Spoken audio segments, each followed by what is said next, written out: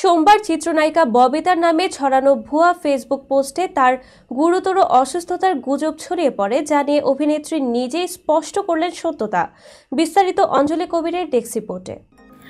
সোমবার সামাজিক মাধ্যমে ছড়িয়ে পড়ে এক চাঞ্চল্যকর খবর।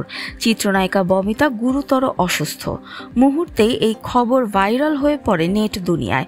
প্রিয় অভিনেত্রীকে নিয়ে উদ্বেগ ছড়িয়ে পড়ে নেটিজেনদের মধ্যে। তবে বাস্তবে ববিতা মোটেও অসুস্থ নন। মূলত তার নামে একটি ভুয়া ফেসবুক অ্যাকাউন্ট থেকে এই অপতথ্য ছড়ানো হয়।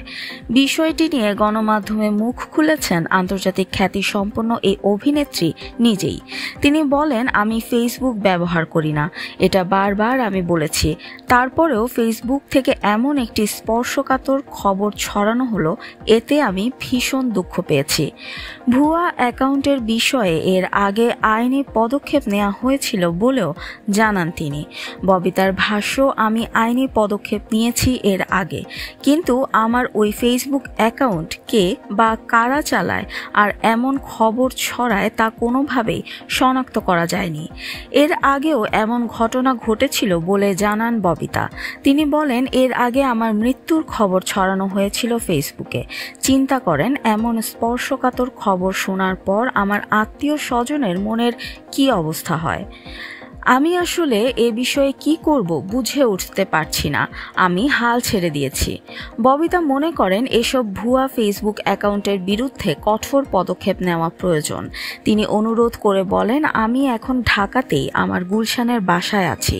আল্লাহর রহমতে সুস্থ আছি।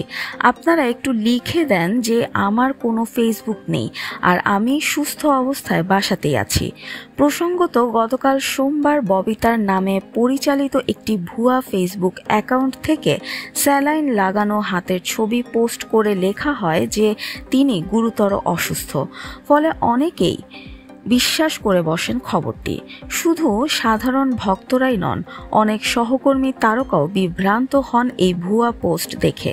সামাজিক যোগাযোগ মাধ্যমে এমন গুজব ছড়ানো নিয়ে ববিতা দারুণ বিরক্ত এবং শঙ্কিত।